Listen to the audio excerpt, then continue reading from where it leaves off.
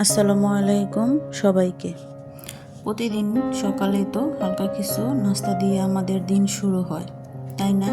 এক এক দিন এক এক নাস্তা, আর সকালে কি বানাবো সেটা নিয়ে মনে হয় সবার মাথাতেই একটা চিন্তা করে। আজ আমি একেবারে সাদামাটা একটি নাস্তার আয়োজন করেছি, গরম গরম রুটি, আলু ভাজি আর ডিম ভাজা। তো এই তো নাস্তা শেষ করতে করতে বাবার বাড়ি থেকে ফোন চলে আসে। আমার ফুপু বাড়ি থেকে আম, কাঁঠাল, কামরাঙ্গার কাঁচকলা পাঠিয়েছেন। বেশ আর দেরি না করে সোজা চলে গেলাম বাবার বাড়ি। সবাই মিলে কাঁঠাল ভেঙে খেলাম। তাই তো আমার মা কাঁঠালটা ভাঙছে আমাদের জন্য। তো কাঁঠালটা কিন্তু মধুর মতো ছিল। এই কাঁঠালটা কিন্তু গাছেই পেকেছে, মাশাআল্লাহ। বাবা, আমি, ছেলে মেয়ে নিয়ে সবাই খুব আনন্দ করে খাচ্ছিলাম। বাসায় ফেরার সময় মা আবার এগুলো দিয়ে দিয়েছে।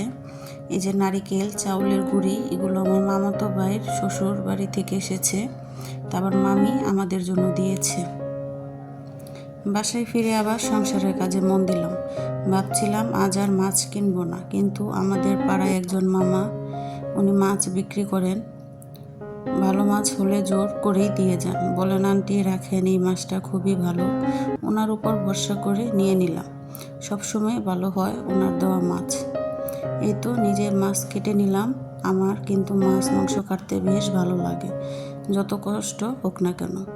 বাজার থেকে মাছের কাটা আর আইসটাটা পরিষ্কার করে এনে বাসায় আমি মাছের পিসগুলো করি। তাই মাছ কাটা শেষ করে এবার দুপুরে রান্নার আয়োজন। আজ রান্না করব পেঁপে দিয়ে মুরগির মাংস।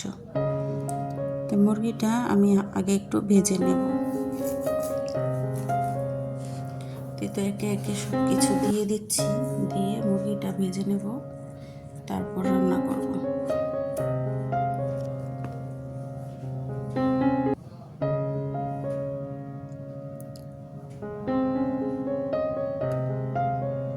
আর আমি আমার রান্নাঘরের আজকে চুলাটা চেঞ্জ করেছি। আমাদের মেয়েদের দিনের বেশিরভাগ সময়টা কিচেনেই কাটে, তাই না? রান্নাঘরের পরিবেশটা যদি একটু পরিপাটি আর গোছানো থাকে তাহলে কাজ করতেও ভালো লাগে। আর এই কাজ করতে করতেই মনে শান্তি পাই। আমার এই যে এখন যে চুলাটা দেখছেন, আমি কিন্তু রান্না করে পরে চুলাটা চেঞ্জ করেছি। আমার বাসায় লাইনের গ্যাস।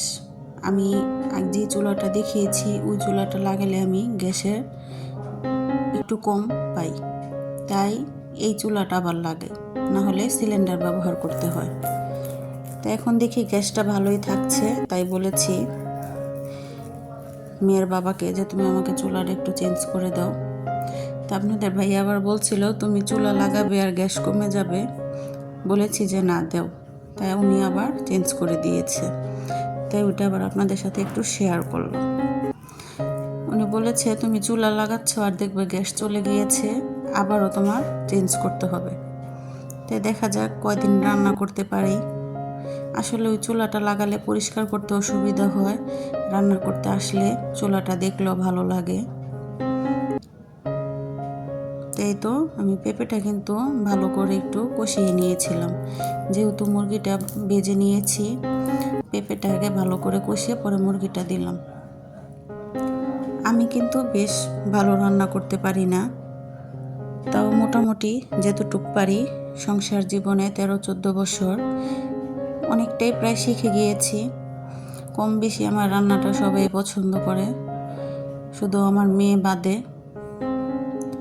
তো যাই হোক, এই যে আমি কিন্তু একটা নারিকেল ভেঙে নিয়েছিলাম, আপনাদের দেখিয়েছি। নারিকেলটা এখন আমি ব্লেন্ড করে নেব। এই নারিকেল বেটে তারপর ভাজি করব। এই নারিকেলটা কিন্তু এভাবে রান্না করে নোয়াখালীর ঐতিহ্যবাহী একটি খাবার। এই তো তরকারিটা কিন্তু প্রায় হয়ে গিয়েছে আমার। আপনারা কে কে এভাবে মুরগি দিয়ে পেঁপে খান অবশ্যই জানাবেন। তো এই তো আমি এখন পেঁপেটা তরকারিটা নামিয়েছি, এখন আমি নারিকেলটা ভাজি করব। এই নারিকেল ভাজিতে বেশি কিছু লাগে না। তো নারিকেলটা তো ব্লেন্ড করে নিয়েছি, এখন আমি পেস্টটা ভেজে নেব। পেস্ট একটু বেশিই দিয়েছি। এখন একটু রসুন বাটা, হালকা অল্প জিরা বাটা, একটু আদা বাটা দিয়ে পেস্টটা ভেজে তারপর আমি হলুদের গুঁড়া, মরিচের গুঁড়া সব দিয়ে দেব। মরিচের গুঁড়াটা একটু কম দেব, তাহলে কালারটা সুন্দর আসবে। এই যে সব দিয়ে দিচ্ছি, কাঁচামরিচটা দিয়েছি বেশি, তাহলে কালারটা ভালো লাগবে। কোন কোন আপুরা জানি না ভিডিও দেখবেন বা আমার ভিডিও আপনাদের কাছে ভালো লাগে কিনা।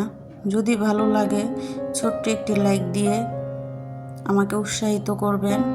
আর যারা নতুন অবশ্যই সাবস্ক্রাইব করে পাশে থাকবেন। এই যে প্রথমে একটু ঢেকে দিয়েছিলাম, আর ঢাকবো না। এখন এটা আমি আস্তে আস্তে ভেজে নেব।